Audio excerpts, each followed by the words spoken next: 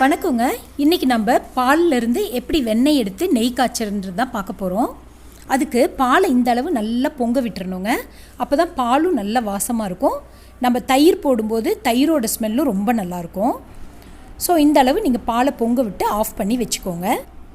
பால் நல்லா ஆறினோடனே இப்படி தொட்டு பார்த்திங்கன்னா பால் வார்மை விட கொஞ்சம் அதிகமான சூடில் இருக்கணும். ஸோ அந்த சூடில் போட்டால் தான் தயிர் நல்லா உறையும். இப்போது இதில் நான் ஒரு 1/4 டீஸ்பூன் அளவுக்கு தயிர் ஆட் பண்ண போகிறேங்க. நீங்கள் கடையில் வாங்கின தயிர் போட போகிறீங்க அப்படின்னா இந்த ஸ்பூன் அளவுக்கு ஃபுல் ஸ்பூன் நீங்கள் தயிர் இந்த பாலுக்கு ஆட் பண்ணணும். அப்போ தான் தயிர் துவையும். ஏன்னா நான் ஃப்ரெஷ் மில்க் வாங்குகிறேன், ஒருத்தங்கிட்ட ஃப்ரெஷ்ஷான பசும்பால் வாங்கிட்டுருக்கேன். அதனால் நான் கொஞ்சமாக தயிர் போடுறேன்.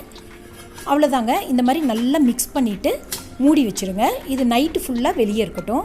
இல்லை நீங்கள் பகலில் போடுறீங்கன்னா ஒரு 5 ஹவர்ஸ், அதாவது ஒரு 5 மணி நேரம் டு 6 மணி நேரம் வெளியே இருந்துச்சுன்னா இந்த மாதிரி நல்ல கெட்டியான தயிராயிரும். இப்போது நம்ம மேலே இருக்க இந்த க்ரீமை, அதாவது ஆடையெல்லாம் நம்ம எடுத்து தனியாக வச்சுக்கலாம். இந்த மாதிரி தினமும் நம்ம எடுத்து வச்சோன்னா ஒரு வாரத்தில் நிறைய ஆடை சேர்ந்துடும். அதுக்கப்புறம் நம்ம அதிலிருந்து வெண்ணெய் எடுத்துக்கலாம். நான் ஒரு வாரமாக எடுத்து வச்ச தயிர் ஆடை ஃபுல்லாக ஒரு கப் ஃபுல்லாக சேர்த்து வச்சுருக்கேங்க. ஸோ இதை ஒரு மிக்ஸி ஜாரில் போட்டுக்கிறேன். போட்டுட்டு இது கூட ஒரு டம்ளர் அளவுக்கு தண்ணி சேர்த்திக்கணும். சேர்த்திட்டு இப்போ இதை நல்லா அடிக்க ஆரம்பிச்சிடலாம். மிக்ஸியை ஒரேடியாக ஓட விடாமல் கொஞ்சம் நிறுத்தி நிறுத்தி அடிங்க. ஒரு 2-3 நிமிஷத்தில் வெண்ணெய் வர ஆரம்பிச்சிரும். ஸோ இந்த மாதிரி நிறுத்தி நிறுத்தி அடிங்க. இப்போ பாருங்கள், அந்த மூடியில் டிஃப்ரென்ஸ் தெரியும் உங்களுக்கே. தயிர்லேருந்து கொஞ்சம் கொஞ்சமாக வெண்ணெய் வர ஆரம்பிச்சிருச்சு. அதனால் மூடியே பார்த்திங்கன்னா அப்படியே கழுவி விட்ட மாதிரி க்ளீன் ஆகிட்டே இருக்கும். உங்களது இந்த மாதிரி மிக்ஸி ஜார்னால் நீங்கள் திறந்தே பார்க்க வேண்டியது இல்லைங்க. அந்த மூடியை வச்சே நீங்கள் வெண்ணெய் வந்துருச்சா இல்லையான்னு கண்டுபிடிச்சிடலாம். ஏன்னா இந்த மாதிரி மூடி க்ளீன் ஆகிட்டே வரும். ஸோ இப்போ நல்லா ஃபுல்லாக க்ளீன் ஆயிடுச்சு. ஏன்னா பட்டர் ஃபுல்லாக ஃபார்ம் ஆயிடுச்சு. இப்போ நம்ம மிக்ஸியை நிறுத்திட்டு நம்ம திறந்து பார்க்கலாம் எப்படி இருக்குன்ட்டு.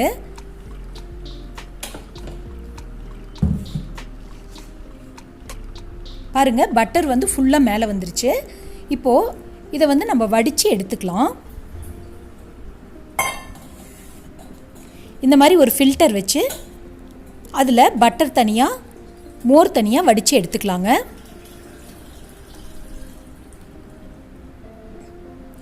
பாருங்கள், ஃபுல்லாக நீட்டாக க்ளீனாக வந்துருச்சு. எதுவுமே இல்லை அந்த மிக்ஸி ஜாரில். இந்த மாதிரி மோரை நல்லா வடித்து எடுத்துருங்க. அப்போ தான் காய்ச்சும் போது நெய் ரொம்ப நாள் நல்லாயிருக்கும். அதில் இருக்க மோர் ஃபுல்லாக நல்லா வடிஞ்சு வந்துடணும். இப்போ பாருங்கள், பட்டர் தனியாக உருண்டு வந்துருச்சு. இந்த மாதிரி இந்த அளவுக்கு நல்லா வடித்து எடுத்துடலாம். இப்போ பாருங்கள், சுத்தமான கொழுப்பே இல்லாத தனியாக ஒரு பட்டர் மில்க் நல்லா கிடச்சிருச்சு. இது உடம்புக்கு ரொம்ப நல்லது. யார் வேணாலும் குடிக்கலாம். இதில் கொலஸ்ட்ரால் எதுவுமே இருக்காது. ஸோ அது தனியாக நம்ம எடுத்து வச்சிடலாம். இப்போ இந்த பட்டரை நம்ம ஒரு வாணலியில் போட்டு நெய்யாக காய்ச்சலாம். அதுக்கு ஒரு வாணலி எடுத்துக்கிறேன். ஸோ இந்த பட்டரை அதில் நம்ம போட்டுக்கலாம். இந்த பட்டரை இது நீங்கள் வேணும்னா கூட தண்ணியில் லைட்டாக அலசிக்கலாம். நான் ஆனால் அப்படியே போட்டிருக்கேன், ஏன்னா நீட்டாக வடிச்சிட்டேன் நான். இப்போது இந்த வெண்ணெயை நம்ம அடுப்பில் வச்சு காய்ச்சலாங்க. வெண்ணெய் காய்ச்சிற பாத்திரம் கொஞ்சம் பெருசாக இருந்தால் நல்லது. ஏன்னா வெண்ணெய் உருக உருக பொங்கி வர ஆரம்பிச்சிரும். இப்போ பாருங்கள், நல்லா உருகிட்டுருக்கு. இப்போ கொஞ்சம் நம்ம கலந்து விட்டுக்கலாம். ஏன்னா நடுவில் இருக்க வெண்ணெய் அப்படியே இருக்குது. ஸோ அதையும் நல்லா மிக்ஸ் பண்ணி விட்டுடலாம். இப்போ நல்லா பாருங்கள், கொதிச்சிட்ருக்கு. இப்போ சைடில் இருக்கிறதையெல்லாம் நல்லா தள்ளி விட்டுடலாம். இல்லைனா இது கொஞ்சம் நேரத்தில் கருக ஆரம்பிச்சிரும். ஸோ பாருங்கள், நீட்டாக தள்ளி விட்டதுனால கருகாமல் இருக்குது. இப்போ ஆல்மோஸ்ட் நெய் ஆயிடுச்சு. இப்போ அது வெண்ணெய் நல்லா நெய் ஆயிடுச்சு. பாருங்கள், நல்லா கோல்டன் ப்ரௌனில் வந்துருச்சு. இப்போது அடுப்பு ஆஃப் பண்ணிட வேண்டியதாங்க. இதில் வேணும்னா நீங்கள் கொஞ்சம் சால்ட்டோ இல்லை கல்லுப்போ ஆட் பண்ணலாம்.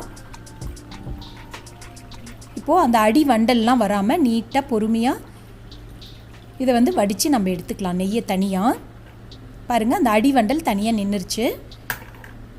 நெய் கிளியராக கிடச்சிருக்கு நம்மளுக்கு கோல்டன் ப்ரௌனில். நீங்கள் கடையில் பட்டர் வாங்கி காய்ச்சணுன்னாலும் இதே ப்ரொசீஜர் தான். ஜஸ்ட்டு வெண்ணெயை ஒரு வாணலியில் போட்டு இந்த மாதிரி நல்லா கோல்டன் ப்ரௌனில் காய்ச்சி எடுத்துக்கோங்க. இந்த வீடியோ உங்களுக்கு பிடிச்சிருந்ததுன்னா லைக் பண்ணுங்கள், ஷேர் பண்ணுங்கள், சேனலை சப்ஸ்கிரைப் பண்ணுங்கள். தேங்க்யூ.